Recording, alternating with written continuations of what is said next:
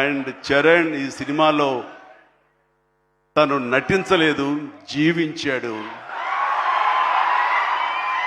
అందుకనే ఇక చిరంజీవి కాదు, తను చరణ్ జీవి అని మీ నుంచి వచ్చిన మాట ఇది.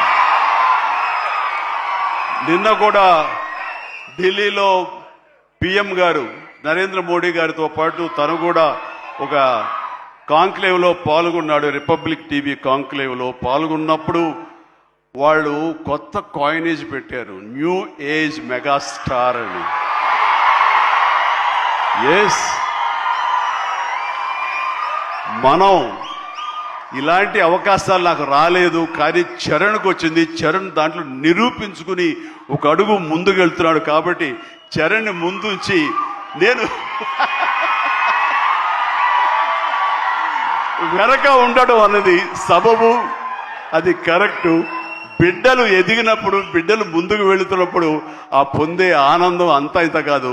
సో ఈ రోజున ఈ పెద్ది తర్వాత రంగస్థలంలో కొంతవరకు, ఇప్పుడు ఈ పెద్ది తర్వాత పుత్రోత్సాహం అనేది 100% నేను ఫీల్ అవుతున్నాను.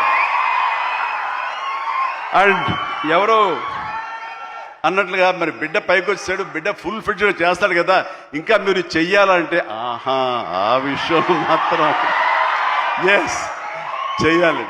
నేను అంటాను, ఇప్పుడు పని చేయటం డబ్బు కోసమో లేకపోతే ఇంకోటి కోసమో లేకపోతే ఇంకా మీరు ఆర్టిస్ట్గా పేరు సంపాదించుకోవడం కోసం కాదు.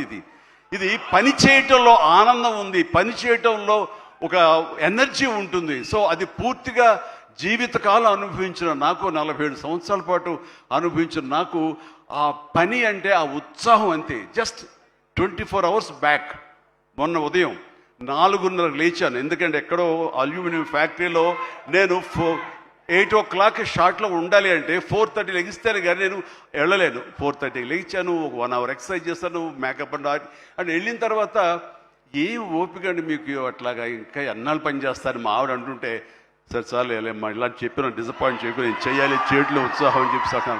సో పని అనేది మాకందరికీ జీవన ఇది, మనకి అది ప్రతి ఒక్కరికి కావాలి, అది లైఫ్ లైన్ మనకి. సో పని చేసే విధంగా ఉండాలి. సోంబేరితనం కానీ, చూద్దాంలని పోస్ట్పోన్మెంట్లు కానీ, ప్రొకాస్టినేషన్స్ కానీ, ఇవన్నీ కూడా మా దగ్గరికి, మా ఇంట్లోకి రావు, మా గుమ్మంలోకి రావు, మా యొక్క కాంపౌండ్లోకి రావు. అందుకనే అదే కష్టాన్ని తను నమ్ముకున్నాడు, అదే కష్టాన్ని నేను నమ్ముకున్నాను.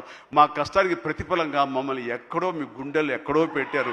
అంత మంచి స్థానం మాకు ఇచ్చినందుకు చరణ్ తరపున, నేను మా కుటుంబం తరపున మీ అందరికీ మనస్ఫూర్తిగా, ప్రజానీకానికి, ప్రేక్షక లోకానికి, ఎవరైతే ఈ సినిమాని ఆదరించారో, చిన్న బిడ్డల దగ్గర నుంచి, టీవీల ముందు డ్యాన్స్ వచ్చే బిడ్డల దగ్గర నుంచి, థియేటర్లో కన్నీళ్ళు పెట్టుకుని ఎమోషన్లో అయినటువంటి యువత వరకు, అమ్మాయిలు కానీ, అబ్బాయిలు కానీ, పెద్దవాళ్ళు కానీ, వీళ్ళందరూ చూసి ఆనందిస్తుంటే నేను కూడా వావ్ చాలు, ఈ జన్మ కన్నా ఫీలింగ్ నాకు ఇచ్చాడు.